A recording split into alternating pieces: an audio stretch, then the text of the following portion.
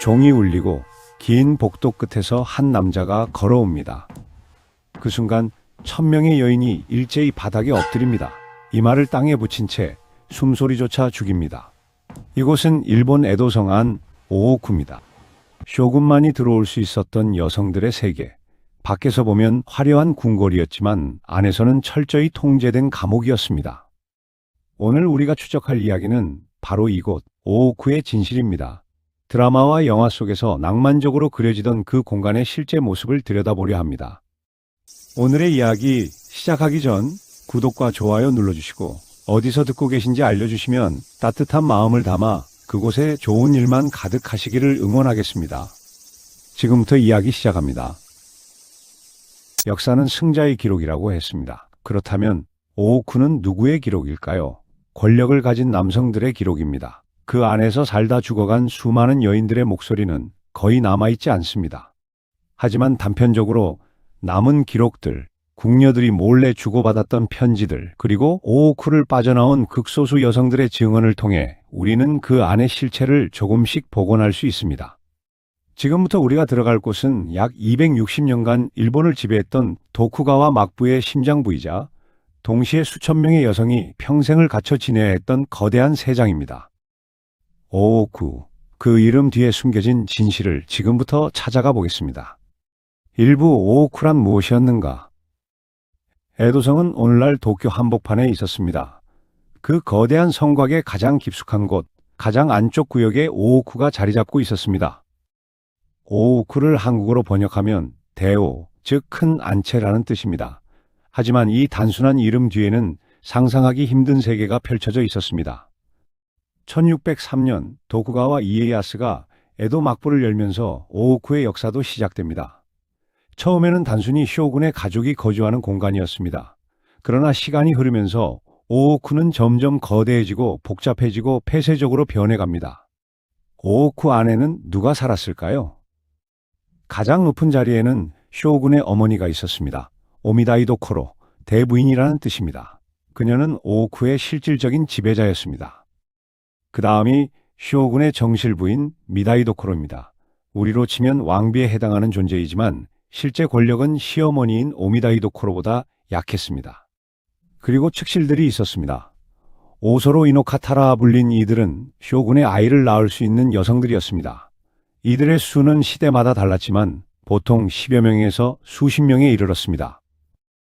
측실 아래로는 복잡한 계급의 궁녀들이 있었습니다. 조추, 즉 시녀들입니다. 상급 궁녀인 오토시오리부터 시작해서 중급 궁녀, 하급 궁녀까지 그 수는 시대에 따라 다르지만 많을 때는 3,000명에 육박했습니다. 3,000명의 여성이 한 건물 안에서 산다는 것, 상상이 되십니까? 작은 도시 하나가 통째로 성 안에 들어와 있는 셈입니다. 그런데 이 도시에는 단 한 명의 성인 남성만 출입할 수 있었습니다. 바로 쇼군입니다. 오오쿠의 가장 기본적인 규칙이 바로 이것이었습니다. 남자 출입 금지. 쇼군을 제외한 모든 남성은 오오쿠 입구조차 볼 수 없었습니다. 설령 쇼군의 아들이라 해도 7살이 넘으면 오오쿠에 들어올 수 없었습니다. 어린 왕자들은 7살 생일이 지나면 어머니와 강제로 분리되어 남성구역으로 옮겨갔습니다. 만약 누군가 이 규칙을 어기면 어떻게 됐을까요? 답은 명확했습니다. 사형입니다. 실제로 기록을 보면 오오쿠 담장을 넘으려 한 남자가 발각되어 즉결 처형된 사례가 여럿 나옵니다. 궁녀와 사랑에 빠진 하급 무사가 밤에 담을 넘다가 붙잡혀 참수당한 일도 있었습니다. 그렇다면 오오쿠 안에서 필요한 남자일은 누가 했을까요? 정원 손질, 건물 수리, 무거운 짐 나르기, 이런 일들은 모두 오츠보네라 불리는 남장 여성들이 담당했습니다. 오츠보네는 어릴 때부터 남자처럼 훈련받은 여성들이었습니다. 머리를 짧게 자르고 남자 옷을 입고 남자처럼 말하고 행동했습니다. 그녀들은 오오쿠 안에서 남성의 역할을 대신하는 존재였습니다. 이 정도로 철저하게 남성을 배제한 이유는 무엇일까요? 표면적인 이유는 쇼군 혈통의 순수성을 지키기 위함이었습니다. 오오쿠 안의 여성이 쇼군이 아닌 다른 남자의 아이를 임신하는 일을 원천 봉쇄하려 한 것입니다. 하지만 더 깊은 이유가 있었습니다. 그것은 바로 정치적 통제였습니다. 일본 역사를 보면 왕실 여성들이 정치에 개입하면서 권력 다툼이 벌어진 사례가 많았습니다. 도쿠가와 막부는 이를 막고 싶었습니다. 그래서 오오쿠를 완전히 고립시킨 것입니다. 여성들이 바깥 세상과 접촉하지 못하게 하고 외부 정보를 차단하고 철저히 통제 가능한 환경을 만든 것입니다. 오오쿠는 단순한 거주 공간이 아니었습니다. 그것은 하나의 시스템이었습니다. 권력을 유지하기 위해 설계된 정교한 정치적 장치였습니다. 2부 오오쿠에 들어가는 여자들. 그렇다면 도대체 누가, 왜 오오쿠에 들어갔을까요? 먼저 측실이 될 여성들을 살펴봅시다. 이들은 대부분 중급 무사 집안의 딸들이었습니다. 너무 높은 집안 출신이면 정치적으로 위험했고, 너무 낮은 집안이면 격에 맞지 않았습니다. 12살에서 16살 사이의 소녀들이 선발되었습니다. 용모가 단정하고 건강하며 집안에 흠이 없어야 했습니다. 한 가지 흥미로운 사실은 선발 과정이 무척 까다로웠다는 점입니다. 소녀의 집안은 3대가 조사되었습니다.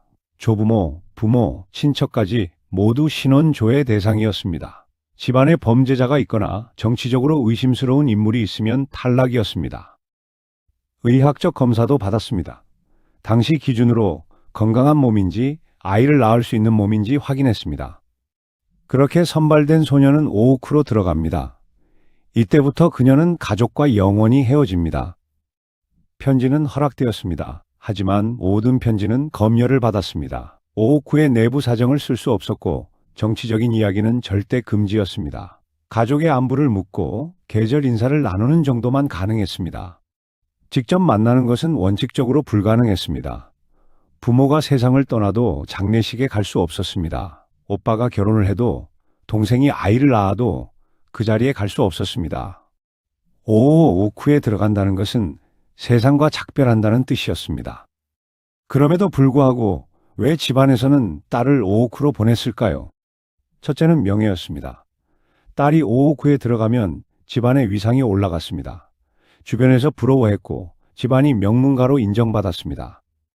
둘째는 신리였습니다. 만약 딸이 쇼군의 총애를 받아 아들을 낳는다면 그 집안은 일약 권력의 중심으로 뛰어오를 수 있었습니다. 쇼군의 외가가 되는 것이니까요. 실제로 많은 무사 가문들이 이것을 노렸습니다. 집안의 운명을 바꿀 수 있는 유일한 기회였으니까요. 하지만 이것은 도박이었습니다. 대부분의 여성들은 쇼군의 눈에 띄지도 못한 채 평생을 궁녀로 살다가 늙어갔습니다. 궁녀들의 경우는 조금 달랐습니다. 이들 중 상당수는 스스로 지원했습니다. 에도 시대 일반 서민 여성의 삶은 녹록지 않았습니다. 가난한 집안의 딸은 일찌감치 결혼해서 시집살이를 하거나 아니면 상점에 고용되어 일을 했습니다. 교육을 받을 기회도 거의 없었습니다. 근데 오오쿠 궁녀가 되면 달랐습니다. 일단 의식주가 보장되었습니다. 월급도 받았습니다. 하급 궁녀라 해도 밖에서 일하는 것보다는 나았습니다. 게다가 오오쿠 안에서는 교육을 받을 수 있었습니다. 글을 배우고 예절을 익히고 다도와 꽃꽂이를 배웠습니다. 당시로서는 여성이 이런 교육을 받을 기회가 거의 없었습니다. 그래서 중하층 집안의 딸들 중에는 오오쿠 입궁을 선망하는 경우도 있었습니다.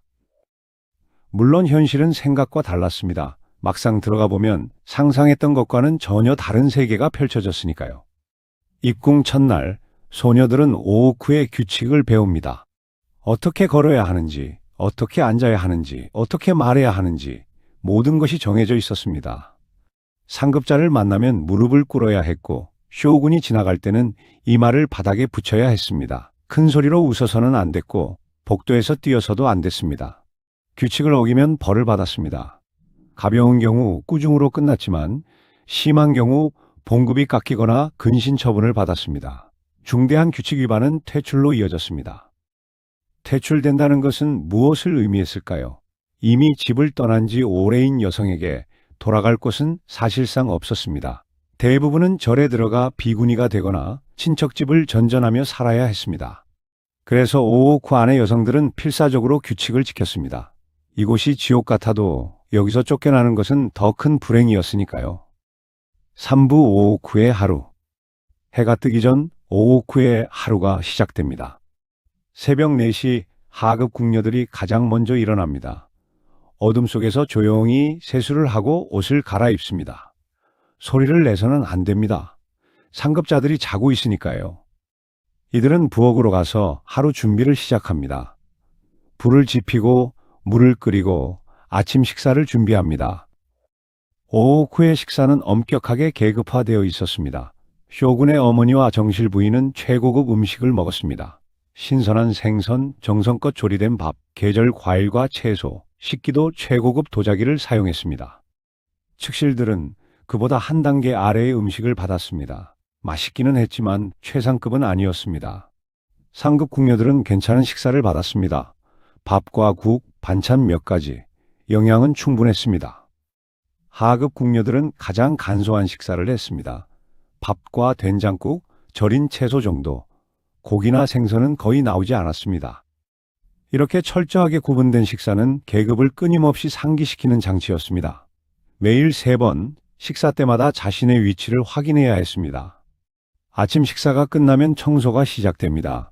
오후는 끝없이 넓었습니다. 복도를 닦고 방을 정리하고 정원을 쓸어야 했습니다. 특히 쇼군이 오는 길목은 특별 관리 대상이었습니다. 먼지 하나 없어야 했고 물 한 방울도 없어야 했습니다. 청소가 끝나면 각자의 업무가 시작됩니다. 상급 궁녀들은 행정 업무를 받습니다. 오후의 물자를 관리하고 예산을 집행하고 인사 문제를 처리했습니다. 이들은 사실상 오후의 관료였습니다. 중급 궁녀들은 주인을 보좌했습니다. 측실이나 상급자의 옷을 준비하고 머리를 빗겨주고 시중을 들었습니다. 하급 궁녀들은 온갖 잡일을 했습니다. 빨래, 설거지, 심부름, 짐 나르기. 하루 종일 쉴 틈이 없었습니다. 오전 중에는 교육 시간도 있었습니다. 젊은 궁녀들은 선배들에게 예법을 배웠습니다. 다도, 서예, 가무, 이것들은 단순한 교양이 아니었습니다. 혹시라도 쇼군 앞에 나가게 될 경우를 대비한 필수 훈련이었습니다. 점심 식사 후에는 잠깐의 휴식 시간이 있었습니다. 하지만 진짜 쉬는 것은 아니었습니다. 이 시간에도 바느질을 하거나 업무를 처리하거나 공부를 해야 했습니다. 오후가 되면 다시 각자의 일로 돌아갑니다. 상급자들을 시중 들고 문서를 정리하고 방을 정돈합니다. 그러다 갑자기 종소리가 울립니다. 모든 움직임이 멈춥니다. 쇼군이 오고 있다는 신호입니다. 복도에 있던 모든 여성들은 즉시 벽 쪽으로 몸을 붙이고 엎드립니다. 이마를 바닥에 댑니다. 절대 고개를 들어서는 안 됩니다. 긴 복도를 따라 쇼군이 걸어갑니다.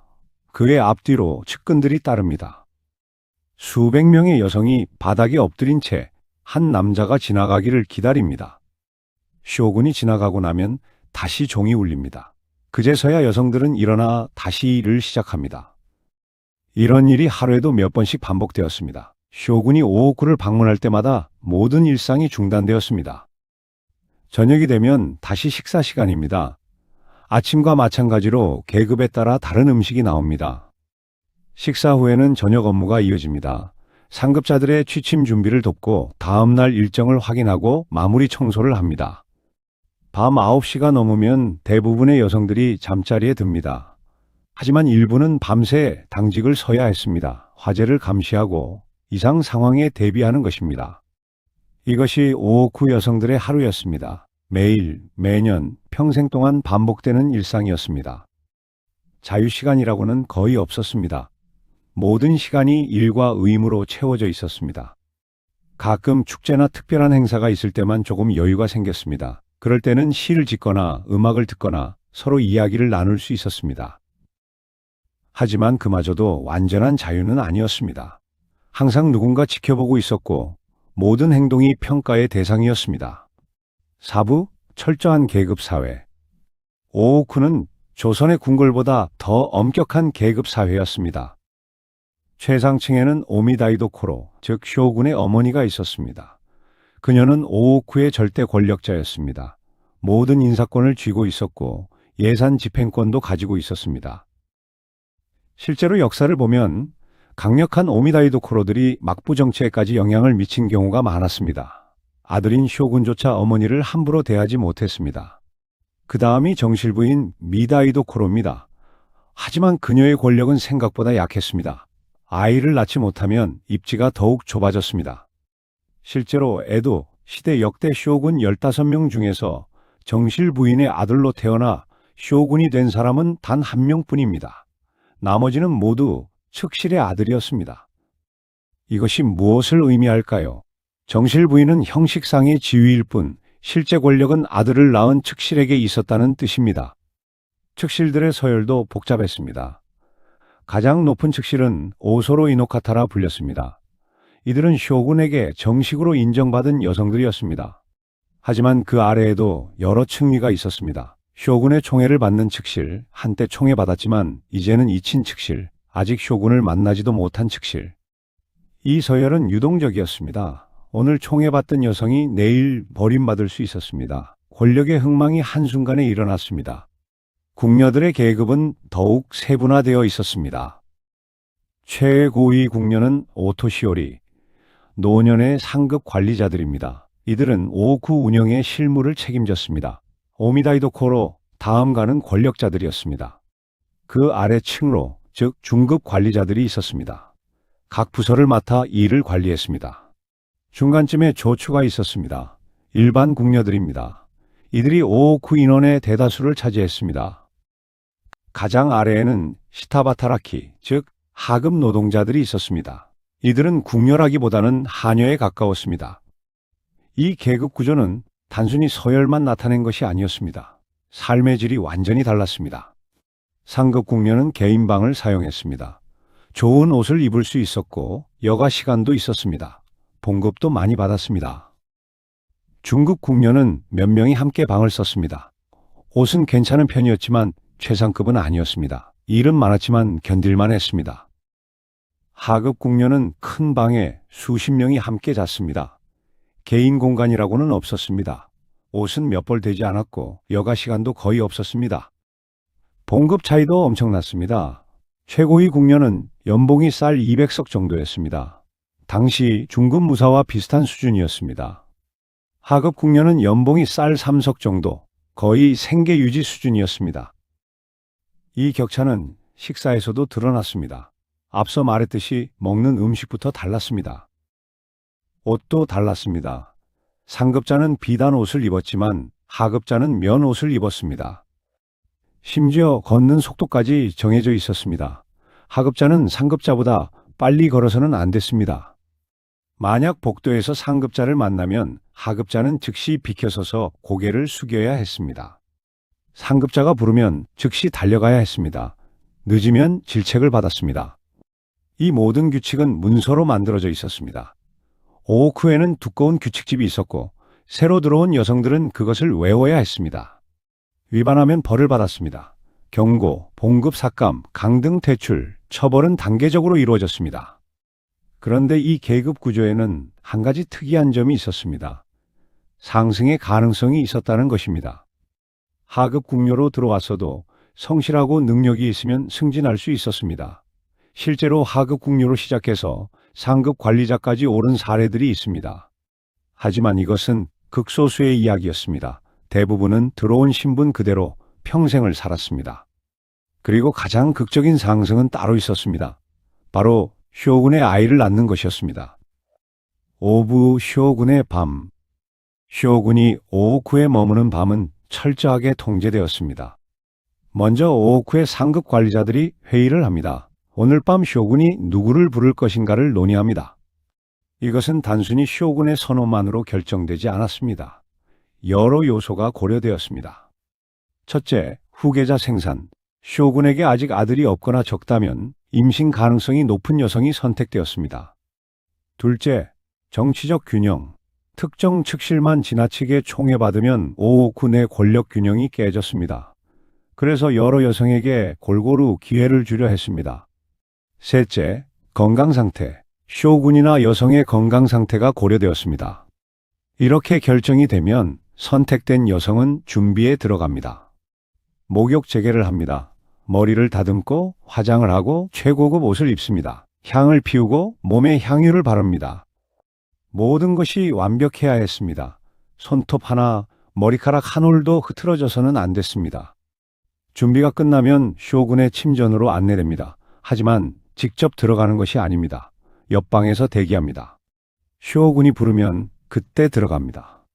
방 안에는 쇼군만 있는 것이 아니었습니다. 측근 시녀 몇 명이 함께 있었습니다. 이들은 쇼군을 보좌하고 동시에 증인 역할을 했습니다. 그날 밤 무슨 일이 있었는지, 여성이 제대로 임신할 가능성이 있는지 모두 기록되었습니다. 아침이 되면 여성은 자기 방으로 돌아갑니다. 그리고 기다립니다. 임신 여부를 확인하기 위해서입니다. 만약 임신이 확인되면 그 여성의 인생이 바뀝니다. 일단 처우가 달라집니다. 더 좋은 방을 받고 더 좋은 음식을 먹고 전담 시녀들이 배치됩니다. 의사가 정기적으로 방문해서 건강을 체크합니다. 무리한 일을 하지 않아도 됩니다. 모든 것이 한 가지 목표를 위한 것입니다. 건강한 아이, 특히 남자아이를 낳는 것. 출산 과정도 철저하게 관리되었습니다. 출산 전에는 기도를 올렸고 출산 중에는 의사와 산파가 대기했습니다. 아이가 태어나면 즉시 성별을 확인합니다. 남자아이라면 축하 분위기가 됩니다. 특히 쇼군에게 아들이 없었다면 더욱 그랬습니다. 여자아이라면 조금 아쉬운 분위기가 됩니다. 물론 기쁜 일이기는 하지만 남자아이만큼은 아니었습니다. 남자아이를 낳은 여성은 지위가 급상승합니다. 오소로이노카타, 즉 정식 측실로 인정받습니다. 봉급이 올라가고 시녀가 늘어나고 권력이 생깁니다. 만약 그 아들이 다음 쇼군이 된다면 그녀는 오미다이도코로가 됩니다. 오오쿠의 최고 권력자가 되는 것입니다. 실제로 여러 사례가 있습니다. 중급 무사 집안의 평범한 딸로 태어나 오오쿠의 궁녀로 들어가 쇼군의 총애를 받아 아들을 낳고 그 아들이 쇼군이 되어 자신은 대부인이 된 여성들이 있었습니다. 이것이 오오쿠에서 가능한 최고의 성공이었습니다. 하지만 반대의 경우도 많았습니다. 쇼군의 밤을 보냈지만 임신하지 못한 여성, 임신했지만 유산한 여성, 딸만 낳은 여성, 아들을 낳았지만 그 아들이 일찍 죽은 여성. 이들은 서서히 잊혀갔습니다. 젊었을 때 잠깐 총애받았지만 시간이 지나면서 쇼군은 더 이상 부르지 않았습니다. 그렇게 중년이 되고 노년이 되어도 이들은 오오쿠를 떠날 수 없었습니다. 한번 들어온 이상 나갈 수 없었으니까요. 육부 권력 투쟁의 그림자. 오오쿠는 겉으로는 조용했지만 속으로는 치열한 권력 투쟁이 벌어지는 곳이었습니다. 가장 큰 갈등은 후계 문제를 둘러싸고 일어났습니다. 쇼군에게 아들이 여럿 있으면 누가 다음 쇼군이 될 것인가를 놓고 암투가 벌어졌습니다. 각 왕자의 어머니인 측실들은 자기 아들이 후계자가 되기를 원했습니다. 당연한 일이었습니다. 아들이 쇼군이 되면 자신은 대부인이 되니까요. 이들은 동맹을 맺었습니다. 상급 궁녀들을 포섭하고 쇼군의 측근을 매수하고 심지어 막부 고위 관료들과도 연결됐습니다. 반대편 왕자를 견제하기 위해 온갖 수단을 동원했습니다. 가장 흔한 방법은 소문이었습니다. 상대편 왕자나 그 어머니에 대한 나쁜 소문을 퍼뜨리는 것입니다. 저 측실은 성품이 좋지 않다. 저 왕자는 건강이 나쁘다. 저 집안은 혈통에 문제가 있다. 이런 식의 소문이 오오쿠 안에 퍼졌습니다. 때로는 더 직접적인 방법이 사용되었습니다. 역사 기록을 보면 의문의 죽음들이 나타납니다. 유망하던 왕자가 갑자기 병으로 죽었다고 기록되어 있습니다. 하지만 그 죽음이 정말 자연사였는지 아니면 누군가의 계획이었는지 알 수 없습니다. 측실 중에도 젊은 나이에 갑자기 세상을 떠난 경우가 많습니다. 병사로 기록되어 있지만 의심스러운 정황들이 있습니다. 독살설이 끊임없이 제기되었습니다. 실제로 독이 사용되었는지 확인할 방법은 없습니다. 시신을 부검하는 문화가 없었으니까요. 하지만 상황 증거들은 있었습니다. 갑자기 아프기 시작해서 며칠 만에 죽는 경우, 먹은 음식을 토하고 고통스러워하다 죽는 경우, 이런 증상들은 독과 유사했습니다. 오오쿠 안에서는 누구도 안전하지 않았습니다. 아무리 총애받던 측실이라도 방심할 수 없었습니다. 식사는 항상 검사를 받았고 시녀들도 신중하게 선택했습니다. 상급 궁녀들도 권력 투쟁에서 자유롭지 못했습니다. 이들은 특정 측실을 지지하면서 자신의 이익을 추구했습니다. 만약 자기가 지지한 측실의 아들이 쇼군이 되면 자신의 지위도 올라갔습니다. 하지만 잘못 선택하면 몰락했습니다. 반대편이 이기면 숙청되거나 좌천되었습니다.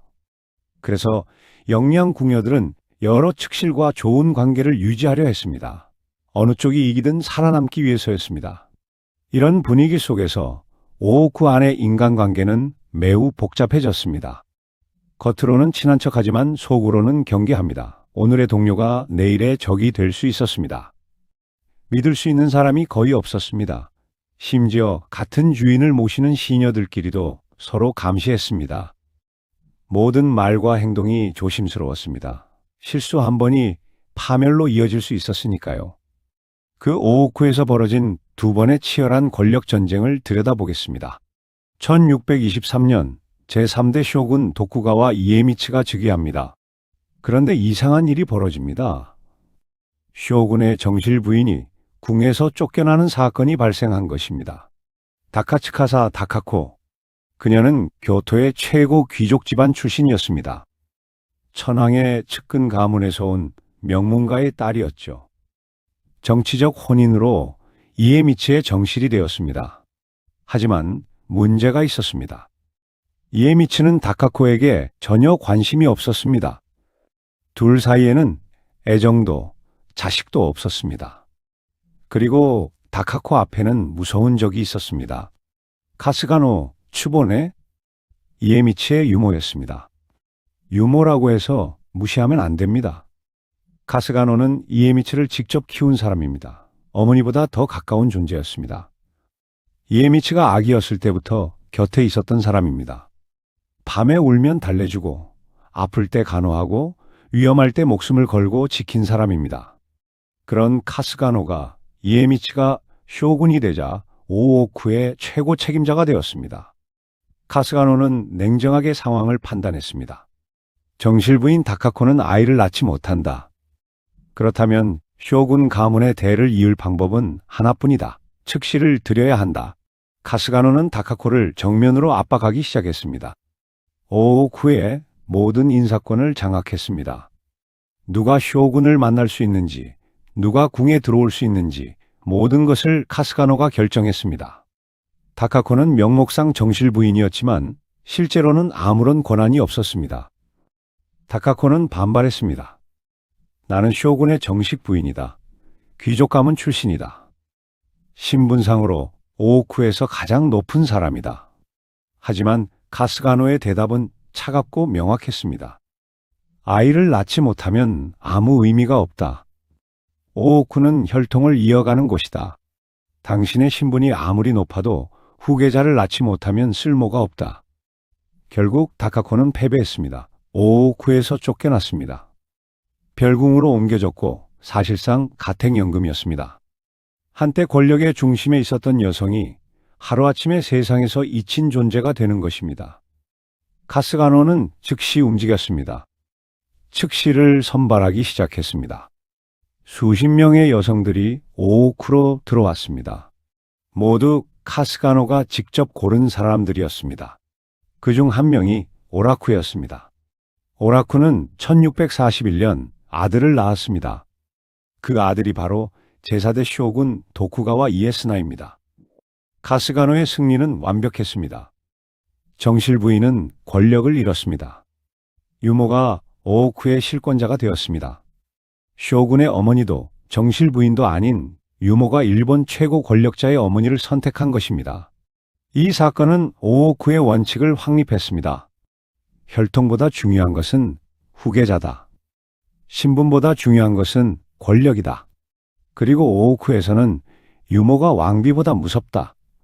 다카코는 그 후 어떻게 되었을까요? 역사 기록에는 거의 나오지 않습니다. 별궁에서 외롭게 살다가 조용히 세상을 떠났습니다. 아무도 그녀를 기억하지 않았습니다. 정실 부인이었지만 아이를 낳지 못했기 때문에 역사는 그녀를 지워버렸습니다. 제2부 측실들의 후계자 전쟁.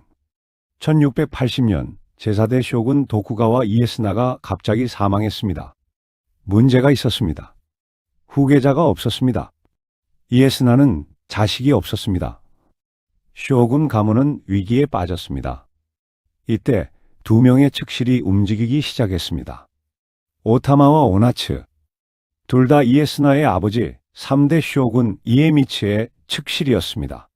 오타마는 도쿠가와 스나요시의 어머니였습니다. 오나츠는 고우부 번주의 할머니였습니다.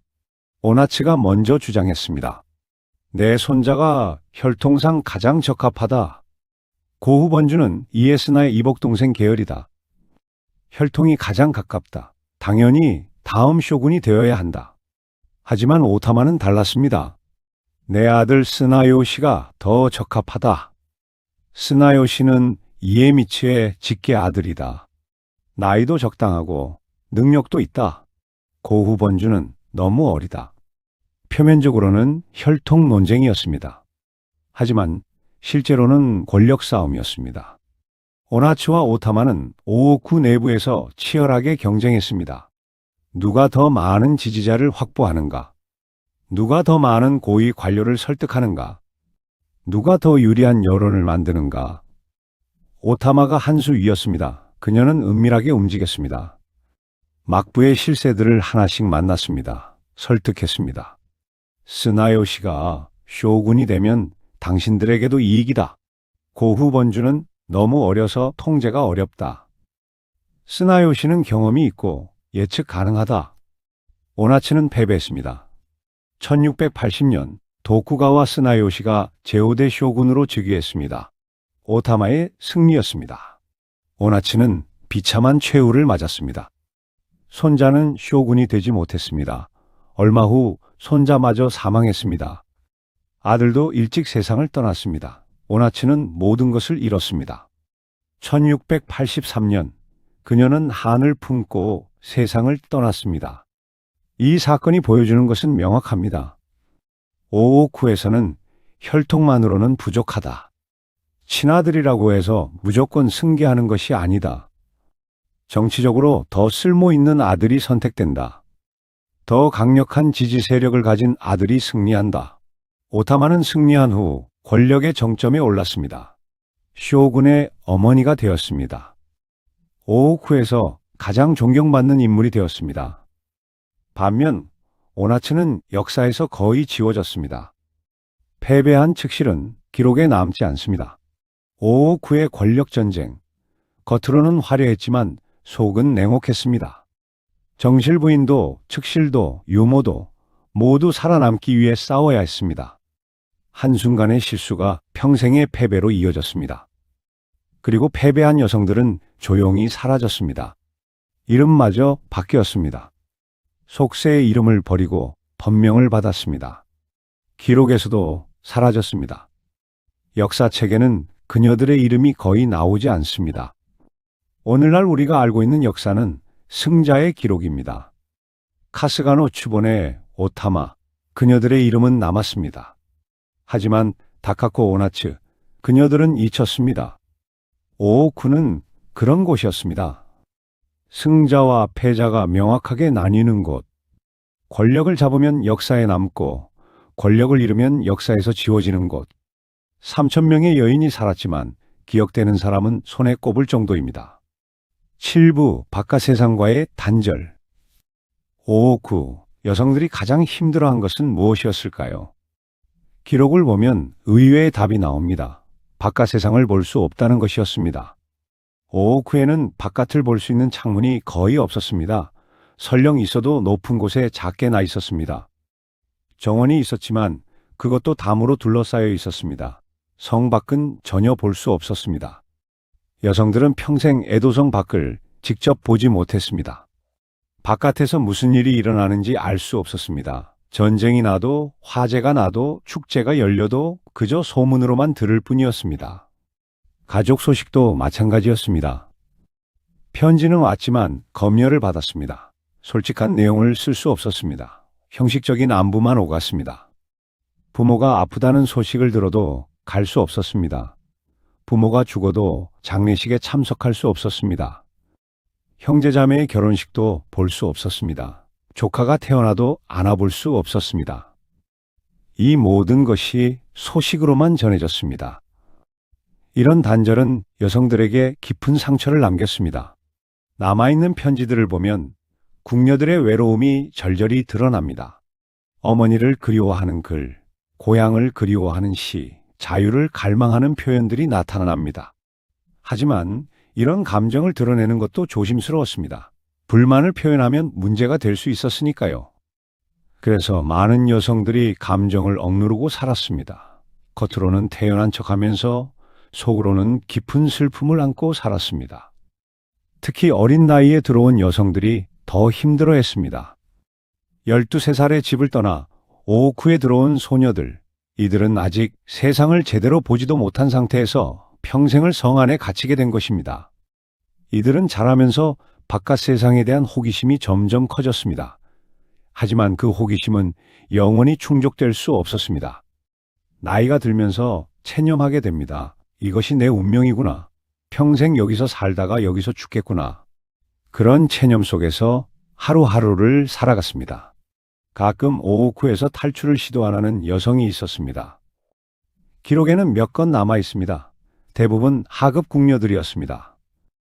밤중에 담을 넘으려다 발각되거나 물건을 나르는 술에 숨어 나가려다 들키는 경우였습니다.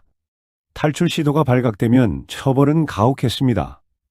가벼운 경우 장기간 근신 처분을 받았습니다. 방에 갇혀 지내며 최소한의 식사만 받았습니다. 심한 경우 퇴출되었습니다. 그런데 앞서 말했듯이 퇴출은 자유가 아니었습니다. 갈 곳 없는 여성에게는 또 다른 불행의 시작이었습니다. 가장 심각한 경우 정말로 드물지만 사형이 집행된 사례도 있었습니다. 특히 쇼군 관련 기밀을 누설하려 한 경우가 그랬습니다. 결국 대부분의 여성들은 탈출을 꿈꾸지 못했습니다. 현실적으로 불가능했고 설령 성공해도 그 뒤가 막막했으니까요. 8부 오호쿠가 움직인 역사. 오호쿠는 단순히 여성들만의 공간이 아니었습니다. 일본의 역사를 움직인 권력의 중심이기도 했습니다. 막부 정치의 중요한 결정들이 사실은 오호쿠에서 시작된 경우가 많았습니다. 가장 대표적인 것이 후계 결정이었습니다. 공식적으로는 쇼군이 후계자를 정했습니다. 하지만 실제로는 오호쿠의 의견이 크게 작용했습니다. 특히 쇼군의 어머니인 오미다이도 코로의 영향력이 컸습니다. 쇼군도 어머니의 뜻을 무시하기 어려웠습니다. 8대 쇼군 도쿠가와 요시무네 시대의 일입니다. 요시무네는 개혁 정치로 유명한 인물입니다. 그런데 그가 쇼군이 될 수 있었던 것도 오호쿠의 영향이 컸습니다. 원래 그는 반개 출신으로 쇼군 후보가 아니었습니다. 하지만 당시 대부인이었던 치키야 마도노가 그를 지지했습니다. 치키야 마도노는 오호쿠 내에서 강력한 네트워크를 가지고 있었습니다. 그녀가 요시무네를 밀자 많은 궁녀들과 관료들이 그를 지지하게 되었습니다. 결국 요시무네는 쇼군이 되었고 치키야 마도노는 마쿠에서 큰 영향력을 행사했습니다. 이런 일은 한두 번이 아니었습니다. 역대 쇼군 중 상당수가 오호쿠의 정치적 판단에 의해 결정되었습니다. 외교 문제에도 오호쿠가 영향을 미쳤습니다. 에도 시대 일본은 쇄국 정책을 폈습니다. 하지만 조선이나 류큐와는 제한적인 교류를 했습니다. 이때 조선에서 보낸 통신사가 에도에 오면 오호쿠도 관심을 보였습니다. 조선의 문물, 특히 비단이나 도자기 같은 것들을 들여오고 싶어 했습니다. 오호쿠의 요구가 외교 정책에 반영된 경우도 있었습니다. 경제 정책도 마찬가지였습니다. 오호쿠를 운영하는 데는 막대한 비용이 들었습니다. 수백에서 수천 명의 여성을 먹이고 입히고 관리하려면 엄청난 예산이 필요했습니다. 전성기 오호쿠의 연간 예산은 막부 전체 예산의 10%가 넘었다는 기록이 있습니다. 이 비용은 결국 백성들의 세금에서 나왔습니다. 오호쿠가 사치스러워질수록 백성들의 부담은 커졌습니다. 실제로 막부 재정이 어려워지면 오호쿠 예산 삭감이 논의되곤 했습니다. 하지만 오호쿠는 강력하게 반발했고 대부분의 경우 예산은 유지되었습니다. 인사 문제에서도 오호쿠의 입김이 작용했습니다. 고위 관료를 임명할 때 오호쿠와 관계가 좋은 사람이 유리했습니다. 반대로 오호쿠와 사이가 나쁘면 승진이 어려웠습니다. 실제로 몇몇 유능한 관료들이 오호쿠의 반대로 좌천된 사례가 있습니다. 오호쿠는 표면적으로는 숨어 있었지만 실제로는 막부 정치의 중요한 축이었습니다. 쇼군이 공식적인 권력자였다면 오호쿠는 비공식적인 권력자였습니다. 역사책에는 쇼군과 장군들의 이름만 나오지만 그 뒤에서 오오쿠가 움직이고 있었습니다. 구부 쇼군이 죽으면 쇼군의 죽음은 오오쿠 여성들에게도 큰 변화를 의미했습니다. 쇼군이 죽으면 오오쿠는 일시적으로 혼란에 빠졌습니다. 먼저 장례 준비가 시작됩니다. 모든 여성들이 상복을 입고 에도 기간에 들어갑니다. 하지만 이것은 형식일 뿐입니다. 실제로는 권력 재편이 시작되는 시기였습니다. 새로운 쇼군이 누가 될 것인가? 이것이 가장 중요한 문제였습니다. 이미 후계자가 정해져 있는 경우가 많았지만 확정되지 않은 경우도 있었습니다. 이때 오오쿠 안에서는 치열한 암투가 벌어졌습니다. 각 왕자의 어머니인 측실들이 마지막 힘을 다해 자기 아들을 밀었습니다. 새 쇼군이 결정되면 오오쿠의 운명이 갈립니다. 새 쇼군의 어머니는 오미 다이도코로, 즉 대부인이 됩니다. 오오쿠의 최고 권력자 자리에 오르는 것입니다. 그녀를 지지했던 궁녀들은 승진하고 좋은 자리를 받습니다. 반대로 다른 왕자를 지지했던 측실과 궁녀들은 몰락합니다. 가장 비참한 운명은 전임 쇼군의 측실들이었습니다. 이들은 대부분 오오쿠에서 쫓겨났습니다. 물론 거리로 내쫓는 것은 아니었습니다. 절로 보내졌습니다. 강제로 머리를 깎고 비구니가 되어야 했습니다. 그리고 평생 절에서 살며 죽은 쇼군을 위해 기도해야 했습니다. 이것을 오치고메라고 불렀습니다. 낙발 은거라는 뜻입니다. 젊은 나이에 오오쿠에 들어와 쇼군의 총애를 받다가 쇼군이 죽자마자 절로 쫓겨나는 것, 이것이 측실들의 일반적인 말로였습니다. 절에서의 생활은 오오쿠와는 완전히 달랐습니다. 화려한 옷 대신 검은 승복을 입어야 했습니다. 고급 음식 대신 소박한 사찰 음식을 먹어야 했습니다. 시녀도 없었습니다. 모든 것을 스스로 해야 했습니다. 무엇보다 힘든 것은 정체성의 상실이었습니다. 한때 권력의 중심에 있었던 여성이 하루아침에 세상에서 잊힌 존재가 되는 것입니다. 이름마저 바뀌었습니다. 속세의 이름을 버리고 법명을 받았습니다. 기록에서도 사라졌습니다. 역사책에는 그녀들의 이름이 거의 나오지 않습니다. 한 가지 예외가 있었습니다. 바로 새 쇼군의 어머니입니다. 그녀만은 오오쿠에 남아 대부인이 되었습니다. 이전까지는 측실이었지만 이제는 오오쿠의 주인이 되는 것입니다. 그런데 이것도 쉬운 일이 아니었습니다. 새 대부인과 전임 대부인 사이에 갈등이 생기는 경우가 많았습니다. 전임 대부인은 경험과 인맥이 있었습니다. 오오쿠를 오래 지배해왔기 때문에 궁녀들도 그녀를 따랐습니다. 새 대부인은 지위는 높아졌지만 경험이 부족했습니다. 궁녀들을 장악하는 것이 쉽지 않았습니다. 두 사람 사이에 권력 다툼이 벌어지기도 했습니다. 전임 대부인이 물러나기를 거부하거나 새 대부인이 강압적으로 권력을 장악하려 하면 충돌이 일어났습니다. 결국 대부분의 경우 전임 대부인도 절로 응거했습니다. 명예롭게 물러나는 형식을 취했지만 실질적으로는 밀려난 것이었습니다. 정실 부인의 경우는 또 달랐습니다. 쇼군의 정실 부인은 명목상 가장 높은 지위였습니다. 하지만 실제 권력은 약했습니다. 쇼군이 죽으면 정실 부인도 오오쿠를 떠나는 경우가 많았습니다. 친정으로 돌아가거나 역시 절로 들어갔습니다. 드물게 오오쿠에 남는 경우도 있었지만 그때도 실권은 없었습니다. 일반 궁녀들은 어떻게 됐을까요? 대부분은 그대로 오오쿠에 남았습니다. 쇼군이 바뀌어도 오오쿠는 계속 운영되어야 했으니까요. 하지만 인사이동이 있었습니다. 새 대부인이 자기 사람들을 중요한 자리에 앉혔습니다. 전임 쇼군 시대에 권력을 가졌던 궁녀들은 좌천되거나 퇴출되었습니다. 이렇게 해서 새로운 질서가 만들어졌습니다. 그리고 이 과정이 다음 쇼군이 죽을 때까지 반복되었습니다. 십부 오오쿠의 쇠퇴와 종말. 에도 막부 후기로 갈수록 오오쿠는 점점 쇠퇴했습니다. 가장 큰 원인은 재정 문제였습니다. 막부의 재정이 악화되면서 오오쿠 예산도 삭감되기 시작했습니다. 궁녀의 수를 줄이고 불필요한 지출을 막았습니다. 전성기에는 3,000명이 넘던 궁녀가 막부 말기에는 1,000명 이하로 줄었습니다. 식사의 질도 떨어졌습니다. 옷도 예전만큼 화려하지 않았습니다. 오오쿠의 위상도 약해졌습니다. 막부 후기로 갈수록 쇼군의 권력 자체가 약해졌습니다.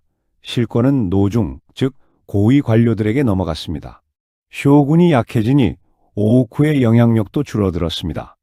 정치적 결정에서 오오쿠의 의견이 차지하는 비중이 점점 작아졌습니다. 또한 서양 문물의 유입도 영향을 미쳤습니다. 개항 이후 일본에는 서양의 사상이 들어왔습니다. 개인의 자유, 남녀 평등 같은 새로운 개념들이 소개되었습니다. 오오쿠 같은 폐쇄적 시스템은 시대착오적인 것으로 여겨지기 시작했습니다. 그리고 마침내 1868년 메이지 유신이 일어났습니다. 도쿠가와 막부가 무너지고 천황 중심의 새 정부가 들어섰습니다. 마지막 쇼군 도쿠가와 요시노부는 대정봉환을 선언하고 정권을 천황에게 돌려주었습니다. 그는 에도성을 떠나 정중하게 응거했습니다. 오오쿠도 그 순간 존재 이유를 잃었습니다. 1868년 4월 신정부군이 에도성에 무혈 입성했습니다. 오오쿠의 여성들은 성을 떠나라는 명령을 받았습니다. 260년 넘게 유지되던 오오쿠가 하루아침에 해체된 것입니다. 수백 명의 여성들이 성 밖으로 나왔습니다. 어떤 이들은 평생 처음 거리를 보았습니다. 어릴 때 들어와 늙을 때까지 성 안에만 있었던 여성들이었습니다. 이들은 어디로 갔을까요? 집안이 있는 여성들은 친정이나 친척 집으로 돌아갔습니다. 하지만 이미 부모도 없고 형제도 뿔뿔이 흩어진 경우가 많았습니다. 많은 여성들이 절로 들어갔습니다. 갈 곳이 없었기 때문입니다. 일부는 도쿄에 남아 생계를 꾸려야 했습니다. 바느질이나 다도 같은 기술을 활용해서 생계를 이어갔습니다. 비극적인 경우도 있었습니다. 세상에 적응하지 못하고 병들거나 비참하게 죽은 여성들도 있었습니다. 오오쿠에서 한때 권세를 누렸던 여성들도 마찬가지였습니다. 전직 측실들, 고위 궁녀들도 평범한 노파가 되어 쓸쓸히 생을 마감했습니다. 역사는 그녀들을 기억하지 않았습니다. 에도성은 곧 천황의 거처가 되었습니다. 오늘날의 황거입니다. 오오쿠가 있던 자리는 개조되었습니다. 서양식 건물이 들어섰습니다. 오오쿠의 흔적은 거의 사라졌습니다. 우리는 왜 이것을 기억해야 하는가? 오늘날 오오쿠는 드라마와 영화의 소재가 됩니다. 화려한 의상, 아름다운 여성들, 로맨틱한 사랑 이야기, 이렇게 그려집니다. 하지만 실제 오오쿠는 그런 곳이 아니었습니다. 그곳은 수많은 여성들이 자유를 박탈당하고 한 남자의 혈통을 잇기 위해 도구로 사용되었던 곳이었습니다. 물론 그 시대의 기준으로 보면 오오쿠는 특별히 잔인한 곳이 아니었을지도 모릅니다. 당시에는 여성의 권리라는 개념 자체가 희박했으니까요. 하지만 오늘날의 관점에서 보면 분명합니다. 오오쿠는 인권이 존재하지 않는 공간이었습니다. 여성들은 태어난 순간부터 자신의 인생을 선택할 수 없었습니다. 집안의 결정에 따라 오오쿠에 들어갔고 평생 그곳에 갇혀 살아야 했습니다. 사랑하는 사람을 만날 자유도, 직업을 선택할 자유도, 심지어 바깥 세상을 볼 자유도 없었습니다. 그녀들의 가치는 오직 하나로 평가되었습니다. 남자아이를 낳을 수 있는가? 아이를 낳으면 칭송받았고 낳지 못하면 잊혀졌습니다. 이것은 여성을 한 명의 인간이 아니라 출산 도구로 본 시스템이었습니다. 그렇다면 우리는 왜 이 이야기를 기억해야 할까요? 첫째, 역사의 진실을 알기 위해서입니다. 오오쿠는 일본 역사의 중요한 부분이었습니다. 하지만 그 안에서 살았던 여성들의 목소리는 제대로 기록되지 않았습니다. 승자의 역사, 남성의 역사만 남았습니다. 우리는 그 틈새에서 여성들의 삶을 복원해야 합니다. 둘째, 과거의 잘못을 반복하지 않기 위해서입니다. 오오쿠 같은 시스템은 이제 존재하지 않습니다. 하지만 여성을 억압하는 구조는 여전히 다양한 형태로 남아 있습니다. 과거를 돌아보는 것은 현재를 반성하는 일입니다. 셋째, 인권의 소중함을 깨닫기 위해서입니다. 오늘날 우리가 당연하게 누리는 자유들, 직업 선택의 자유, 이동의 자유, 사랑할 자유, 이것들이 얼마나 소중한지 과거의 이야기는 일깨워 줍니다. 오오쿠의 여성들은 이 모든 것을 박탈당했습니다. 우리는 그들이 가지지 못한 것을 가지고 있습니다. 마지막으로 우리는 인간의 존엄에 대해 생각해 보려 합니다.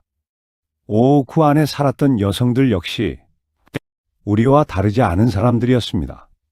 꿈이 있었고, 감정이 있었고, 선택하고 싶고, 사랑하고 싶고, 자기 삶을 살고 싶다는 욕망이 있었습니다. 그러나 오오쿠라는 시스템은 그런 개인의 마음을 허락하지 않았습니다.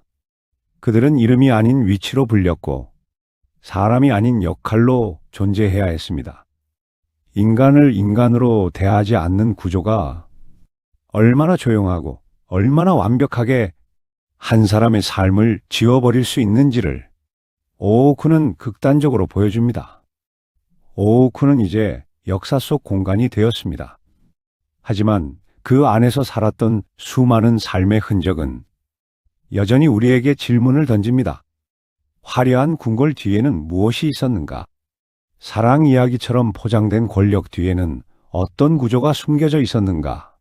그리고 우리는 지금도 누군가를 사람이 아닌 역할로만 보고 있지는 않은가? 260년 동안 유지된 오오쿠는 단지 하나의 공간이 아니라 사람을 시스템 속 부품으로 만드는 방식 그 자체였습니다. 이름 없이 사라진 것이 있다면 그것은 단지 사람만이 아니라 사람답게 살 권리였습니다. 오오쿠, 1000명의 여자가 한 남자를 기다리던 곳, 그곳의 진짜 이야기는 과거의 비극이 아니라 오늘을 살아가는 우리에게 남겨진 질문입니다.